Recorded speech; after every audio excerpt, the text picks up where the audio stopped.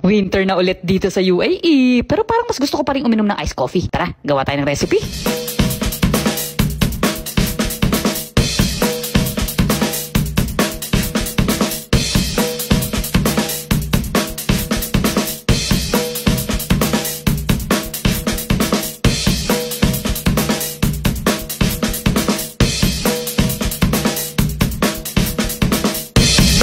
Pang finale, lemon slice on top, voila! Taste test! Oh, yung asino, tikman ko nga. Baka kasi hindi maalat.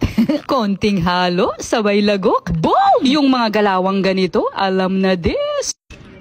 Instant, salty taste, tapos inuman mo. Boom! Kung gusto niyo pa ng mas intense na lasa ng espresso, you can add more of your preferred taste. Pero for me, this is all balance. Yung honey, ang sarap niya. Yung mint, blueberry, sarap. Winter na yung weather dito sa UAE, pero ang sarap pa rin uminom ng nakaka-refresh na drink. Tuwa ako sa mint flavor kasi after maghigop, yung mint aroma niya is pupunta dito. Yung gumagapang, ano pag lalagay tayo ng mga bigs ganun?